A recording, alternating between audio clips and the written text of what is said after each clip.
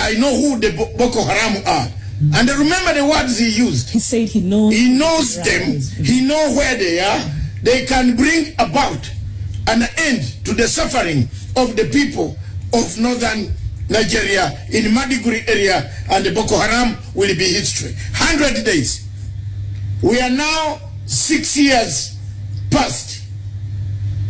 We are 6 years past. Buhari still wears his garbs and walks around the African Union telling us that he's worth a leader. What type of leader is this? Who cannot solve? If the problem of Boko Haram is too much for Mr. Buhari, why hasn't Mr. Buhari brought this problem to African Union or to the United Nations Security Council? Mr. Buhari was given advice, and the African Union and Americans and other agencies, European Union, wanted to intervene in the problem of Boko Haram, just as we did on AMISOM in Somalia. Mr. Buhari told us to show that Buhari has a hand in Boko Haram because he uses them. He uses them. Now, this is a crying African. I don't mind what you want to do or what you do. This is a crying African. And I'm crying for this Africa. You might be using Boko Haram to kill Nigerians. Because surely, what type of president is this? Who cannot bring a solution to the African Union Peace and the Security Council to discuss the issue of Boko Haram? Americans wanted to come in to give him more arms. He did not want. The Boko Haram syndrome has expanded in Niger, Mauritania, Cameroon, Chad, and all the neighboring countries. It is spreading. The nucleus is from Maiduguri in Nigeria. Mr. Buhari always goes out. They get the money from the oil, pump it out, bank it in the city banks. His wife has got an account of $2.5 billion. $2.5 billion. If you can look at that, that is not what we are after. We are after a very serious operation that this country must get rid of Boko Haram. The killings, whether you are killing a Fulani, whether you are killing an Igbo, these are Nigerians who are dying. We would like to call upon the government of Nigeria and the international community now to come in forcefully to help us to get rid of or bring up a mechanism, or ECOWAS to bring a mechanism on how to fight Boko Haram, which has defeated Mr. Buhari from fighting. And also, yes, former President Obasanjo also mentioned that in his letter, and he says Boko Haram has menacingly ravaged the land, and in spite of government's claim of victory over Boko Haram, the potency and the activities of Boko Haram, where they are active, remain undiminished, putting light to government's claim. So he's telling Mr. Buhari, you've been lying about fighting Boko Haram, because if anything, Boko Haram has thrived under your leadership. It is, because he uses them to kill the Igbos. It's a straightforward answer. You know, Africa needs Nkurumas. Africa needs Sekuture. Africa needs Amir Cabral. Africa needs Nasser, Haile Selassie, Obote, Nyerere. Nyerere would not accept this. Remember the war in 1967 in Biafra, when it broke up, Nyerere decided, Nyerere, Obote, Kaunda, and the rest of some African leaders recognized Biafra because they saw a lot of hypocrisy of General Yakubu Gowon. I was a younger man, not very young. My father took me to a conference where in 1967, where I watched delegates in Kampala. Most of you don't know why I am attached to Nigeria. Because the conference that silenced the war in Biafra was done in my country called Uganda in Kampala. One delegate from Biafra got lost. Up to date, that delegate, I don't know how the report went, but I was young. I listened to the reports that were coming out. The situation in Nigeria demands an international intervention. An international intervention in the sense that, one, time has come for the people of Africa and the international community to ask questions. Who supports Boko Haram? Who supplies Boko Haram? We might be having some external forces, namely connected with other countries that we see doing the same on Libya, north of Nigeria.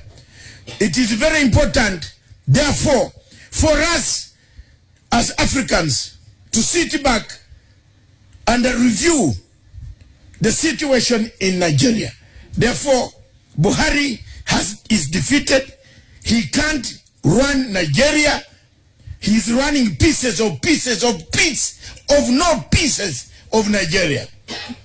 The country is falling to wrong elements. People are slaughtering each other. The Fulanis are killing the Igbos. They are trying to displace them forcefully out of the areas. The policies are not going very well. We have to speak up. Somebody has to speak up, and I am speaking up.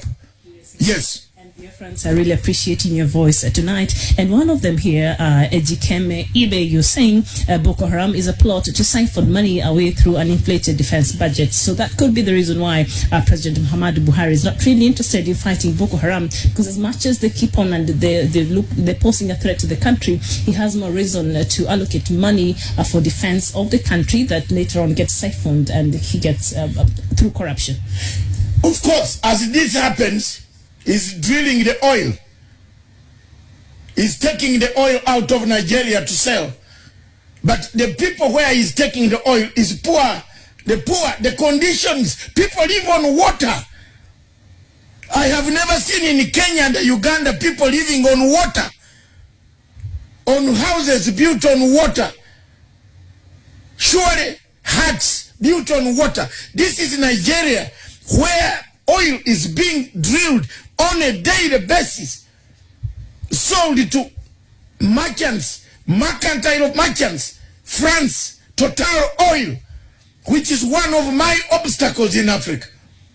That's why I refuse to watch AFCOM. I refuse to watch AFCOM because of Total Oil.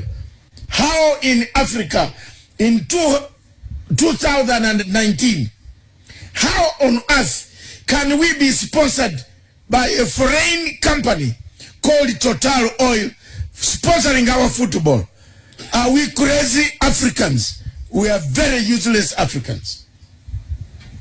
We're very useless. Total Oil behind Buhari. The French behind Buhari. Push on. Kill them. Threaten them. Slaughter them. If I show you the pictures, why I'm so upset is the amount of pictures, live pictures coming by phone from Enugu, Onitsha, Kano, Ibadan, all these areas, Port Harcourt, Lagos, all these areas. People are being slaughtered. People are being killed. People are being tortured. People are being taken out of their houses and cut in front of their wives. Younger men might not see light in Nigeria. They might not. They might not. The general youth population of Nigeria is going down because of the slaughter. We have to cry together as Africans. Wherever you are in South Africa, North Africa, West Africa, East Africa, Central Africa, cry together. Let's liberate Nigeria. Mr. Buhari is defeated. Nigeria. Just another line here that I found very interesting in President Obasanjo's letter towards President Buhari. He said, in just an except in that, he's saying the unfortunate situation is that the criminality is being perceived as a Fulani menace unleashed by Fulani elite in the different parts of the country for a number of reasons, but even more unfortunately, many Nigerians and non-Nigerians who are friends of Nigeria attach vivacious responsibility to you as a Fulani elite and the current captain of the Nigerian ship. So the fact that this has been perceived as an attack by the Fulani to the rest of Nigerians, and Obasanjo's letter seems to suggest that even these claims being very open, President Muhammadu Buhari does not really care. The fact that he is a Fulani and these things are being directed towards Fulani who are seen to be, causing mayhem across Nigeria, but he's been very reluctant to even come out and call out and even give a stand on this. So he's been very complacent in accepting that actually Fulanis are the ones who are meeting other Nigerians, with this level of, harm. Before I answer that, our viewers right from Enugu is saying no light, no water, no medical, nothing, zero. This is a country that produces oil. It protects its oil. It has a population that consumes. They sleep hungry. They have nowhere to go. And also according to United Nations statistics, it shows that Nigeria, being with all that oil and all that money and one of the leading economies in Africa, actually, it has the population of the most abject, poverty-stricken people in the world. That statistics still shocks me, not just in Africa, but in the world. Even us, we don't even have that oil, but we're better off than Nigeria. How does that even make sense? Because the man produces it to give to his wife, to bank. The United States of America released a list, which I have, and I will read it at the end of how many people on that list are from Nigeria. Very many. Where do they bank? Where does Dagote bank his money? He doesn't bank it in Nigeria. He banks in the city bank. Does he help Africa? No. We have a problem, and that mentality among Africans must change. We have a very huge problem that is killing Africa as we speak today. Therefore, the situation in Nigeria, the human rights, the army killing civilians, torturing and slaughtering, shooting, carrying civilians on trucks, dead bodies, cut in different ways. I can't, oh my God, I cannot explain here. I cannot show these photographs. I am not going to keep quiet. I am not a Nigerian. I feel for the people, the Biafran people, the people being killed from both sides of the conflict that has been instigated, supplied, manufactured, and equipped by General Buhari himself. And just as we wind up on this letter by the president, he said towards the end that to be explicit and without a equivocation, Mr. President and General, I'm deeply worried about 4 avoidable calamities. So let's just look at the 4 points that Obasanjo has addressed to, President Buhari. Sorry for that. And the first one, he says he has abandoning Nigeria into the hands of criminals. So he says President Buhari has abandoned Nigerians into the hands of criminals. The second point, spontaneous and planned reprisal attacks against Fulanis, which may inadvertently or advertently mushroom into a program of Rwanda-type genocide. So that is where he's worried that Nigeria is actually sinking into genocide slowly. And the third point is similar attacks against any other tribe or ethnic group anywhere in the country, initiated by rumors, fears, intimidation, and revenge capable of leading to a program. So even you've been watching his followers, even some politicians allied to President Buhari, they've been making very careless statements, but the government has not been holding them to account. So he's worried. So that is the point number 3. And number 4, violent uprising beginnings from one section of the country and spreading quickly to other areas and leading to the disembowelment of the country, and yet the government is doing nothing. So I don't know what will be your thought and response to that, Doctor. First of all, it is true that the country is left to the hands of cartels and bandits, gangs, criminal gangs. Yes. Obasanjo is correct. Obasanjo is one of the few men democratic men in Africa who surrendered power and went back and became a civilian and contested. He might not be good. Me and Obasanjo, we disagree, but on this one we have agreed. Obasanjo, Kofi Annan, and the rest of that ilk, we don't agree. Every meeting that we go, where Obasanjo, the late Kofi Annan, and some Africans, that Nana Kofi and Nana of Nigeria, of Ghana, we disagree, because I am plain, straight talking East African, Pan-African. Most of these guys, Obasanjo and the rest, pocket money from the French intelligence systems to talk. You know, Obasanjo is a life chairman of Alcatel, a life chairman of Alcatel in Africa. They work together to take money out of Africa. But mine is a straightforward. Obasanjo has never convinced me since he let down Taylor. Obasanjo persuaded Taylor and let Taylor to be taken by the ICC. I have never forgiven Dr. Obasanjo, General Obasanjo. Every meeting we meet, anywhere, we clash. And when he sees my hand, he has to go to the toilet, then come back. Because I tell him off. He's a very good elder, an African elder, but he has got very bad manners on money. This letter, he's right. On this letter, the first thing, the only thing, history has ignored him, is writing this letter. This letter, which I'm going to take very seriously. Crossover. Nigerians, Biafrans, don't think I've given up. Look at this face. If I am killed on the way, look after this face. Remember me. I am not going to give up.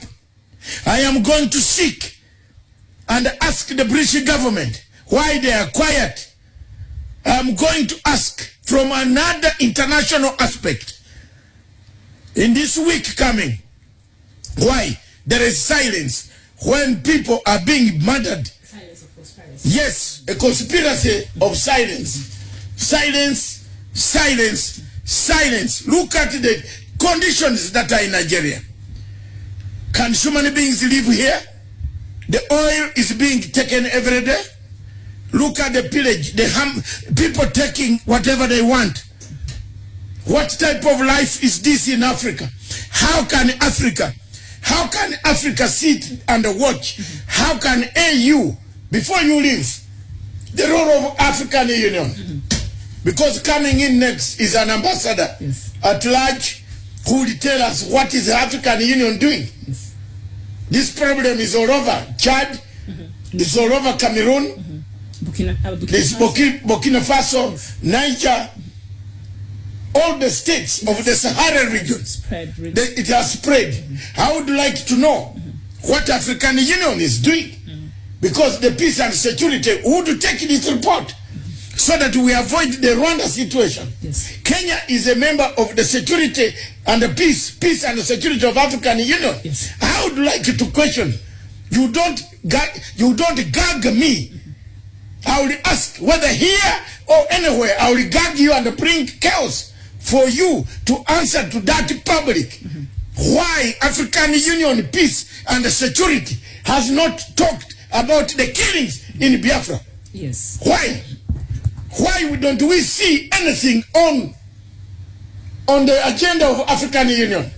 And then we see Mr. Buhari wearing his garbs, walking tall high in Niger, Niamey. He controls a banditry army that is killing people on a daily basis. And he threatens people. Anybody who talks is a terrorist.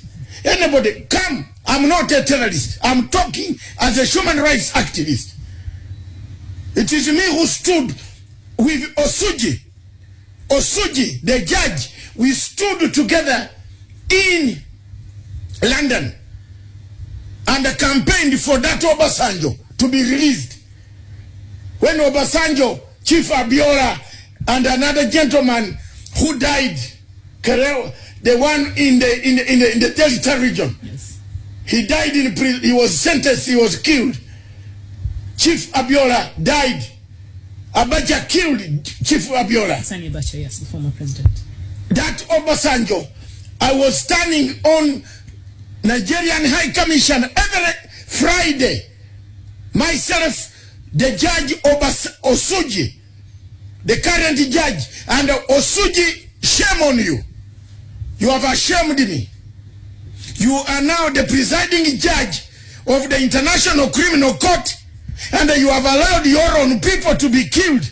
When we stood at that Nigerian embassy, High Commission in London, every Friday in the cold winter, trying to make sure that Abacha releases these guys. Now you have gone, you have become a full judge, you have allowed the killings to take place, and without any recommendation. Yes, and all the killings are taking place, and the Nigerian government, or President Buhari, purportedly is trying to contend with that matter of Boko Haram. He's also now created another controversy, and that is the Ruga settlements, and many have also slammed it as a further confirmation of President's alleged plan to Islamize the country, an ever-present allegation largely dismissed by the federal government. So can you imagine a state where Biafrans, when they got north in Kano, they are told to go back home? Where is their home? Biafrans are told to go home. Hello? Is this Africa that we want? They are in Nigeria. It is like you going from here to Turkana, and you are told to go back home. And yet you are in the same country. That is the situation in Nigeria today. That is what is happening on the ground. We have reports here of people doing it, tapes, videos. We don't speak without evidence. One thing I've shown, I will never speak without evidence. And my evidence is not Gichopev, like the evidence that someone is manufacturing in offices and annex offices here, letters, and getting younger men to manufacture evidence. I don't. I speak with evidence, real, from the ground. Because I have a network. A good network in Africa that can help Africa. Not fictitious Machiavellian and Nikolai Machiavelli policies of grabbing everything. You grab everything. You want to grab people's hair. Buhari and the rest of such people in Africa. You know they have killed our Africa. They have made our Africa not workable. The people of Biafra, don't lose hope.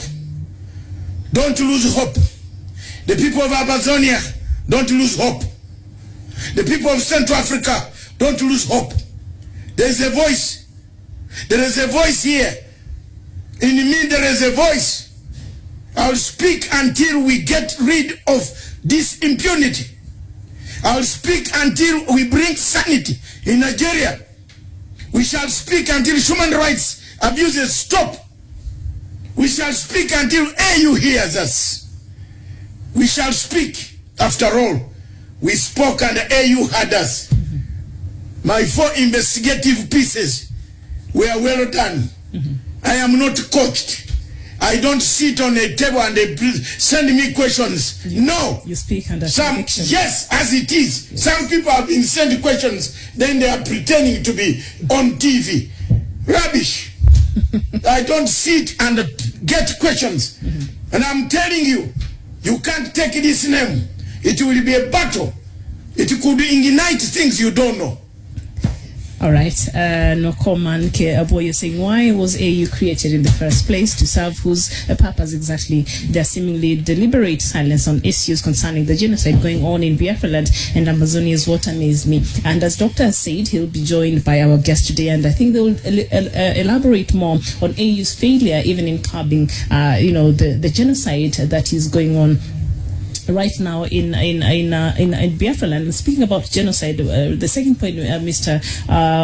Obasanjo there said that this, if not taken care of, might lead to a Rwanda type of genocide. And if we can recall history, the Rwanda type genocide really was ethnically, instigated. So is it this? Does this claim now go to legitimize the claim that has been, going around that actually it's Fulani against other tribes in Nigeria? Because if he's referring referring to the Rwandan genocide. That was ethnicity. It is. One tribe killing the other one. It is. Obasanjo has come out because he wants to wash his hands off. He wants to watch his van. It's Obasanjo who brought Mr. Buhari. Then you see the Ruga settlements. Yes. The type of Ruga settlement is the type Nigeria. of how people here chase others from their areas. And take over by force. By force. How do you see your house where you used to bring your 4 children? Someone is still taking. There is what is all this? And the people are just bumping around these countries. That's what Buhari is doing in Nigeria. He wants to forcefully settle people, eliminate the one tribe, take away the ethnic group of the Biafrans, send them, kill them, then take over their land. The same policy is happening in some countries in Africa. Yes, there's one country where people are being told to leave. Yes. Then people come to take over their land. Even here it has happened. I mean, to be honest. Yes. The people who fled away from their homes during the post-election violence in 2007, they've never been able to go back to their lands. So that we speak because we have seen these conflicts. We have seen them work elsewhere. We have seen them destroy countries. Terribly. I speak from a background of my own country, Uganda, where things were so bad, destroyed, everything went down. Most of us here are still where we are. Look at us because of that conflict. Therefore, if you don't speak, then it means you have not spoken. Martin Luther said, if you hear something, if you sit and you don't say something, it means you are as much as guilty. You're an accomplice, yes. An accomplice. You must speak out. There is nobody who should gag people not speak about.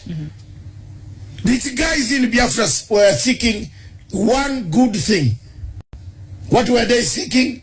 A referendum. Yes, the one to You can stagger the results of the referendum. Tell them we shall give you independence in 2032. They will agree and keep quiet. But you have refused them a referendum. They've been patient long enough. Yes, you have refused them a referendum completely. You don't want them to vote. Nigeria went to elections. 84 million people registered voters. Only 28 voted. Is that a government? Is that a government? All right, Doctor, I do not want us to exhaust everything now, so may I beg to leave so that our guests can come and continue with this conversation? Thank you very much, Miriam. Our viewers... If you have, you can read. There are many millions and millions of people worldwide. And I want to thank them. That more is coming. We have the next guest.